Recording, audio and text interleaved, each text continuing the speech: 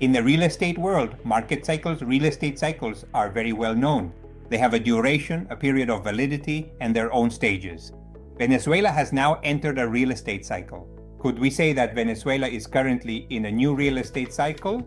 This is the question that our guest today will answer. Pablo Gonzalez, president of the Venezuelan Real Estate Chamber, a real estate entrepreneur for almost half a century, 48 years to be exact. He has worked with various international franchises. He is a national reference and, of course, a local one in the city of Caracas as well. Welcome, Pablo. Thank you for joining me in this space where we're going to talk about whether there will be a new cycle in Venezuela. Thank you, Tony, for the invitation.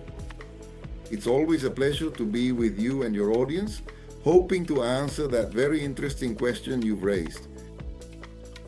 To get into the subject, I can tell you the following. This moment reminds me of the time of Agenda Venezuela, Caldera's second term, when the oil industry was opened up. At that time, the executive called on various oil companies, offered a very stable legal framework, and opened up the exploitation of oil fields that were in decline at the time, oil production fields that were declining. At that time, Venezuela had a production of 3.5 million barrels.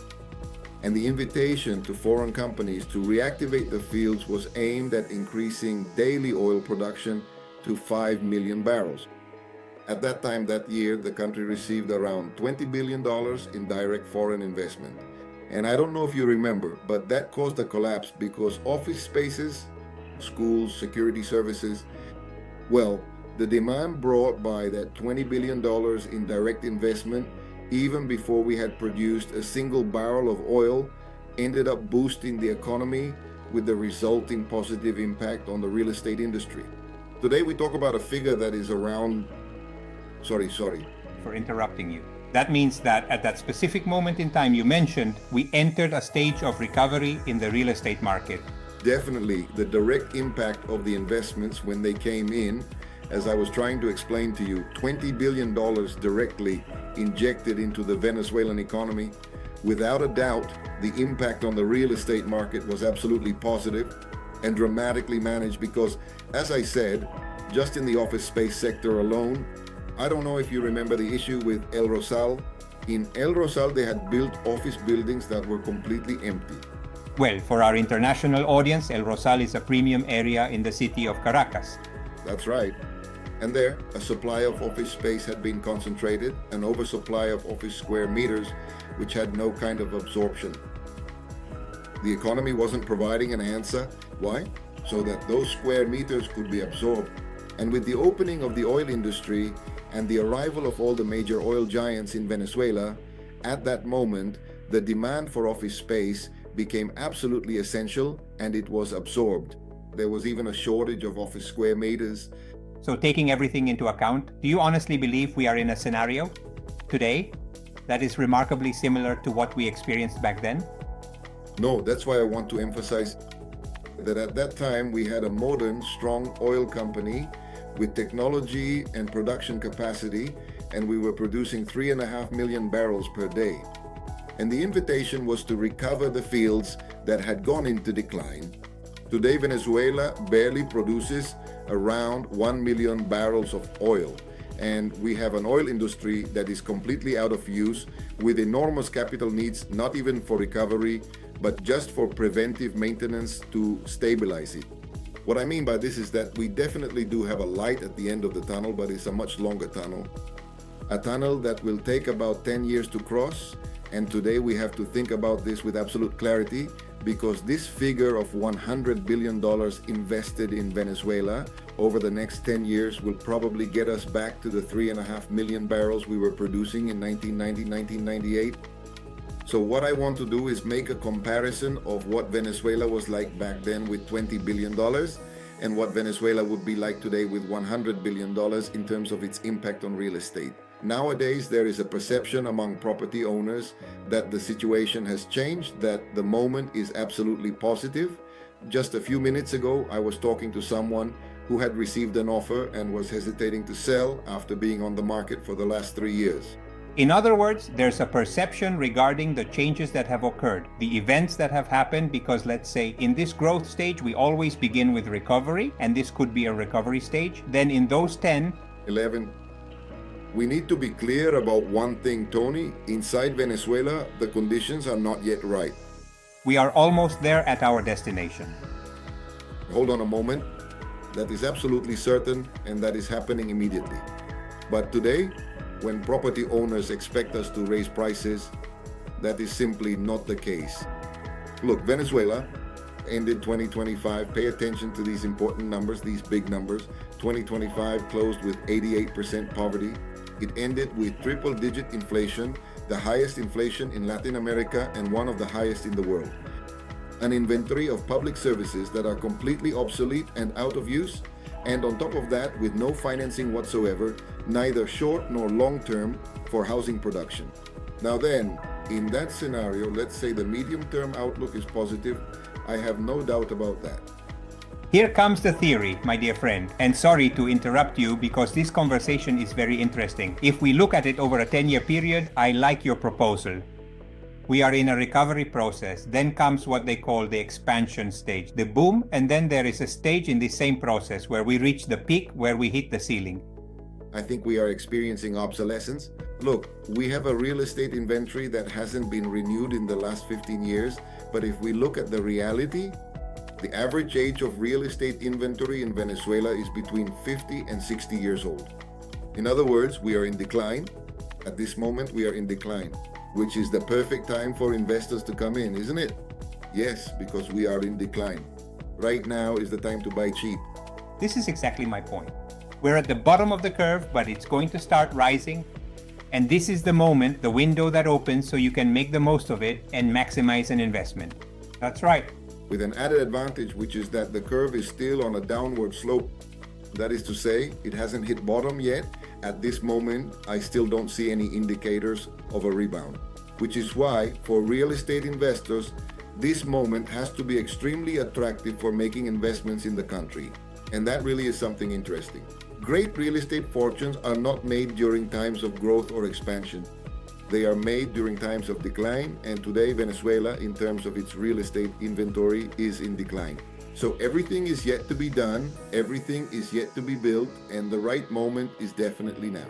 Or, to put it simply, we can state with absolute 100% certainty that we are currently in a buyer's market.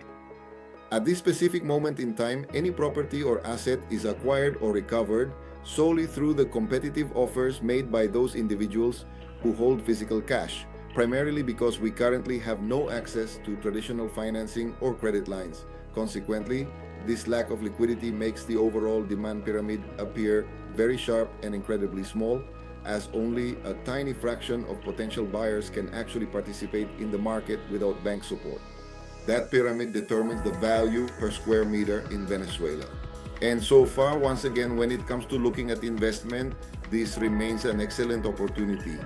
Well, you said something that I'm going to tie it in, which is talking about square meters. In the research I did for the 2025 year-end report on Central and Latin America, Venezuela was in the third to last position in terms of values, with number one being the highest price, Venezuela in the second to last position, and Cuba last, which makes sense. We already know the story, but we are just ahead of Cuba in terms of the lowest prices. Can you confirm that this is still the case today? Absolutely. In every one of my presentations, when I have to speak at international events and to international audiences, this is perhaps one of the most important issues when I have to present the attractions of our country. And I am specifically addressing an audience that is a bit higher up than the end buyer. The end buyer has certain investment characteristics that can be managed in a different way, in a very personalized or direct manner. But the investor, the capital holder, who takes risks over a certain period, over a medium-term period, needs to understand that the profitability potential that can be achieved, as I mentioned, is subject to a period of obsolescence with a price per square meter that, if we compare it to Cuba, I always say in international forums that we are the last, that we have the lowest prices among all the cities in Latin America. Without a doubt, the significant chances of a rebound, given the current situation, are absolutely limitless, very easy to foresee, and with the certainty that in the medium term, returns are going to be extremely attractive. Very well. We mentioned that trust is built through regulations, favorable regulations. We know the legal framework that exists today, and what changes do you foresee? Are there any prospects for changes that would favor investment? On the legal front, In the short term, I think there is still some lobbying to be done, but in the medium term, I have no doubt that the country will finally enter the 21st century for real. Here we are in 2026 in Venezuela, just entering the dawn of the 21st century, and although my statement may sound harsh and perhaps even a bit unkind, we have to acknowledge that the country is significantly behind when it comes to the economy, in terms of globalization and compared to the rest of the Latin American countries. So what is going to happen? What will happen is that everything will have to be renewed, everything will have to be updated, everything will have to be reviewed. And in that, I have no doubt whatsoever that we are going to become a modern country where incentives, a stable regulatory framework, and clear rules of the game will ensure that all the capital entering Venezuela can achieve the profitability I am talking about. One of the most interesting things is not that we are looking for $100 billion, but that we are looking for $100 billion, and we are hearing from very important oil companies saying, this is not the right time because the legal framework is not in place. And this forces us to reflect and to act quickly. So, given the historical moment our nation is experiencing, right now our nation is living through a historic moment of geopolitical influence, not only within the Latin American context, but also on a global scale. Here, a significant number of very essential and influential pieces are in play that need to function effectively in order to even shape and guide a new world geopolitical order. So, in this situation, when we are clear that we are sitting on the largest oil reserves in the world, we should not look at the future ahead of us with pessimism, which is definitely extremely promising for business and specifically for the real estate sector. I see it with great optimism, once again with a medium-term vision. I want to be absolutely clear. In the short term, there will be opportunities, we can work, but we have to keep in mind that the investor who comes in will recover and make profits, just as the oil company said last Friday. They don't see profitability for another 10 years, so we all have to think in terms of that kind of action and variable. speaking of profitability, it's interesting because you open the door for a new question. In an environment like the one we have, with the outlook we have, what is the minimum amount of time you recommend an investor hold onto the asset? Number one. And in 5 years, let's do a little bit of real estate astrology. Let's take out the crystal ball. And these aren't final data, but rather trend speculations or estimates that don't have to be guaranteed. How do you see the appreciation index over 5 years? Without a doubt, I once again encourage thinking in the medium term. What does medium term mean to you? Between 3 and 5 years. Starting from year 3, we see returns that could be around in stable currency, approximately 60%, okay? Indexed with compound interest, not simple interest, okay? That's important to say. In other words, interest on interest, they reinvest the interest and add it to it is substantial capital. That much is perfectly clear. And in 5 years, they could easily be at twice that specific valuation. This is what we observe. Now imagine if we can hold on to the capital and bet for 10 years. In 10 years, I can't give you a number because it might sound astronomically shocking, but yes, this is Venezuela and these are the opportunities we have in our country right now. I'm going to ask you a question, and I know you could elaborate on it, but I'm going to ask you to answer with a single word. And you'll understand why I'm asking this, because we'll get into it later. Can a foreigner buy property in Venezuela today? Yes, with proper guidance. Of course, that's very good. And we'll talk more about that later. That's why I want to make it clear to you that yes, it is possible. Speaking a little about that topic of investments, which niche do you recommend today for investment? Residential or commercial? At this moment, we have an oversupply of office square meters in the capital city. That's not the case in other regions of the country. There are states where the oil industry will determine the demand and the creation of new office spaces. But I have no doubt that in order to generate demand for commercial spaces, it's necessary to create a favorable environment in the residential sector. And in the inventory of projects held by the Venezuelan Real Estate Chamber, there is an endless number of permitted real estate projects ready for the coast. Construction that the legal framework does not allow to develop. Okay, but let me stop you there, Pablo. Look, we have a lot of unoccupied residential spaces, and we also have vacant commercial spaces. Is there more vacant residential or commercial space? No, definitely the vacant space is the commercial one. Now, Which has more square meters vacant? what I want to point out is that what we have is a significant deficit of residential square meters for the Venezuelan population. But what kind of housing? Affordable? Middle class? All types of housing. Venezuela at this moment stopped producing residential square meters starting from the implementation of the mortgage debtor law. We're talking about 2012, 2013, okay? Housing stopped being produced in Venezuela. That is to say, we've had about 15, maybe 17 years in which there hasn't been a single crane building a square meter of housing in Venezuela. And how do you consider migration along with natural population growth? That's exactly what I'm looking at. Without a doubt, there will be an initial impact where migration will.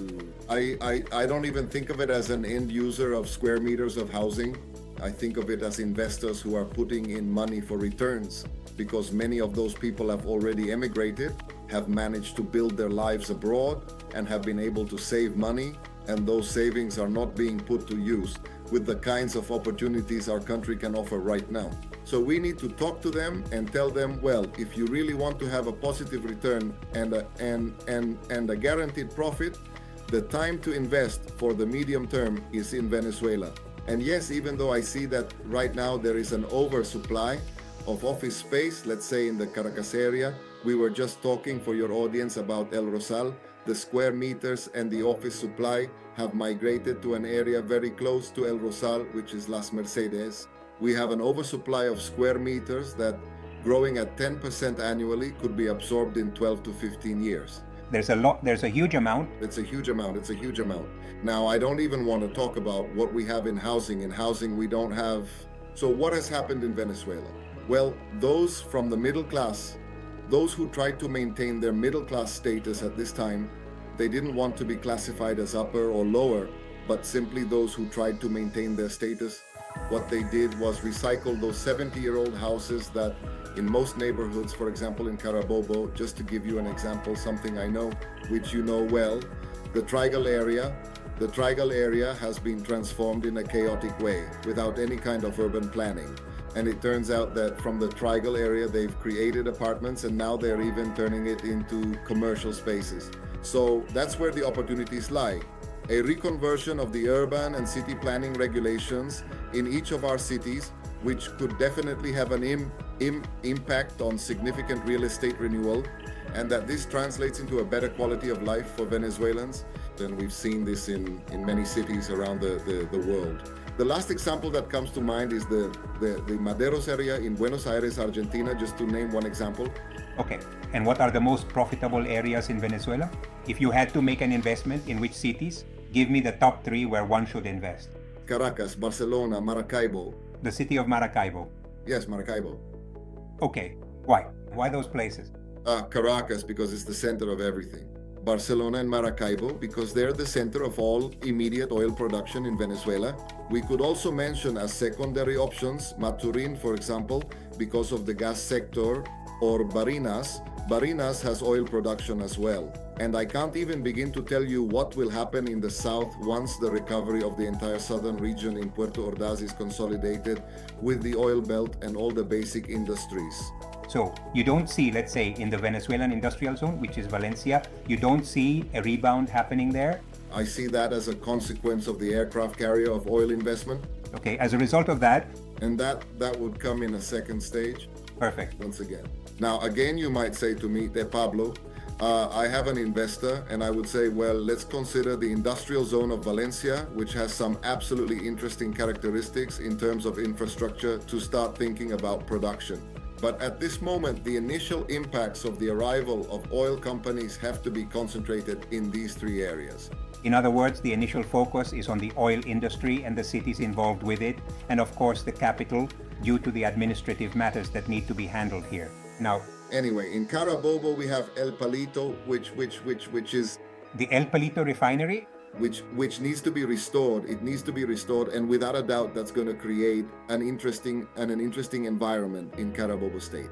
But definitely, look, in Zulia State, there is the third most important reserve of light crude oil in all of Latin America. So what are the companies going to be looking for? Well, where to invest to get the best return. And when we talk about light crude oil, which has lower production costs, obviously the sector in Zulia State is going to have significant competitive advantages. And in Anzoátegui, we have the largest refining complex in all of Venezuela right now. So that's why I see growth potential in these hubs. The commercial investment you make can be rented out in dollars. You can ask for payment in dollars. Venezuela is increasingly likely and destined to become a fully dollarized economy in the extremely near and foreseeable future. Okay, so for the investor who thinks of the dollar as their hard currency and wants to have the guarantee of being paid in dollars, well, at the commercial niche level, whether it's offices, retail spaces, warehouses, or storage facilities, there is that possibility of charging in dollars. We are absolutely convinced of this. That is, in the very short, immediate term, our economy will become a dollarized economy. I have no doubt about that whatsoever. Very well. And now, as we move into the final part of this fantastic interview, let's talk about ways to buy in Venezuela. We know there's a traditional way, which is to buy in cash, transfer the funds, but is there any other way, crypto, capital markets, that could help boost purchases in Venezuela? Yes, this is what's interesting. Look, as president of the Venezuelan Real Estate Chamber, it's my duty to warn our members and to bring them to a different level of awareness than that of the traditional real estate agent. In the current environment, we urgently require a real estate professional who has been rigorously trained and is highly professionalized to effectively meet the complex demands of our corporate clients. That is to say, there will be buyers of private properties in a given area who have the capital and can make arrangements with an individual agent, and the agent can carry out the transaction either through a representative or by inviting the investor, who may have a tourist visa, to complete the necessary registrations. For example, in Margarita, since it is a border area and a special economic zone, this even includes registration with the military authorities. All of this can work, and I want to be absolutely clear at this point. The whole issue of hard currency or crypto assets is feasible. This is, let's say, commonly used in our country. Now then, large investments, major investments, I don't see them happening. I don't see any possibility of entry except in the very short term through the capital market. The capital market in Venezuela has the most open, most liberal regulatory framework, and it offers the best guarantees for investors to enter through the capital market and make significant acquisitions efficiently over time. Because everything I just mentioned takes time, and time increases the opportunity cost. Through the capital market, we have much more efficient, practical, and faster responses. And above all, it guarantees the possibility of returning profits through the actual declaration of dividends. Excellent, excellent. After this new real estate cycle began in Venezuela, social media was flooded with influencers and non-influencers, affiliated and non-affiliated agents. Venezuela has already changed. You have to seize the opportunity before. What do you think? What would you say to the public who sometimes see those news stories that are, well, very sensationalist in a way and sometimes a bit unrealistic, right? And they want to sell you something? What do you think about that? Look, the most important thing here is to send an institutional message. The first thing is that an investor should look for a broker who is a member and certified by the Venezuelan Real Estate Chamber or its state real estate chambers. These are the only people with whom we can have the compliance that ensures, let's say, transparency, so that you can start working professionally on something as important as real estate investment. We're talking about capital, we're talking about money, we're talking about assets, we're talking about what is probably the only capital or the only asset that this investor owns. So you have to take it seriously. The integration of demand in the search for qualified, professional, and certified services by the Venezuelan Real Estate Chamber is perhaps the first point I would emphasize for investors to consider when making that decision. And above all, we need to understand that here in Venezuela, we are experiencing the entry into the 21st century, and we Venezuelans definitely, when we talk about the medium or long term, we do not see it very clearly. We do not know how to leverage it when making decisions, especially when it comes to financial matters. Today, we are compelled to see a country that will start off in a very conservative but steady way, and that will transform into the most important economy in Latin America due to our vast and significant amount of natural resources, which will continue to be the world's main energy factor in the years to come. I have absolutely no doubt about it. And it's important to highlight here, Pablo, that the Venezuelan Real Estate Chamber has done a great job of integrating with international real estate organizations, which is something that really needs to be emphasized. In other words, it is connected with the most important global association of real estate professionals, FAAPKI. It is also connected with NAR, the largest association of realtors in the United States. It is connected with the Latin American Real Estate Confederation, the largest in Latin America. It is connected with Miami Realtors, meaning that internationally it is exposed to professional exchange organizations. And it's important for investors to know that this is a well-established chamber, which has almost 60 years, right? We're about to turn 60 years old this year. This year, we're celebrating our first 80 years. Correct. And that's important to keep in mind because it's a chamber that has been a national reference, a driver of laws, and an icon. Honestly, despite everything it has gone through. And of course, I have been continuously active now alongside my colleague Pablo, who is currently the president of the Venezuelan Real Estate Chamber. Any investor watching this program who wants more information, we can certainly provide the necessary guidance. The contact details will be in the description. And Pablo, I'd like to end with an institutional message for foreign investors. Please. We at the Venezuelan Real Estate Chamber are absolutely convinced that we are capable of first providing you with consulting and guiding you step by step until you acquire the property you need. But this absolutely must be carried out through highly qualified and certified professionals, from the single unique organization that has privately issued regulations to strictly oversee and govern real estate activity. We have to exercise an extreme amount of caution, because right now, any of these sensationalist media reports and narratives that we previously described can attract buyers with very few moral scruples, who may end up generating significant levels of dissatisfaction and frustration during the course of a transaction. Let's be careful. Let's always do it through the Venezuelan Real Estate Chamber, its state chambers, its real estate chapters, and right now there are 6,000 brokers throughout Venezuela. That is to say, certified, which would be like having a license in another country. What would be a license in another country? Certified brokers. In other words, we have a very significant group of certified, trained, and qualified advisors, but above all, they are transparent. A broker who chooses to join a professional association does so because they are truly transparent. They are willing to provide their personal information, to share information about their company, its ownership structure, and the sources of funds that allow them to practice their profession. In other words, compliance and requirements are in place to guarantee transparency for this very important group of corporate or private individuals who see Venezuela as an attractive opportunity. Through the Venezuelan Real Estate Chamber, we can serve as the channel to ensure their needs and requirements are met. Thank you very much, Pablo. And before saying goodbye, I want to tell the audience and those watching this interview that I had the honor many years ago of receiving my certification for the first time from Pablo himself, who was then the National Director of Certification. Today, very proudly President of the Venezuelan Real Estate Chamber, I received the certification from his own hands, and I still have the photo as a keepsake. So Pablo, thank you. I send you a big hug, and we'll be looking forward to another opportunity to keep talking about how the real estate market in Venezuela is evolving. Thank you, Pablo. Thank you. Thank you, Tony. A warm greeting. Blessings to your home and blessings to all your audience. Thank you very much.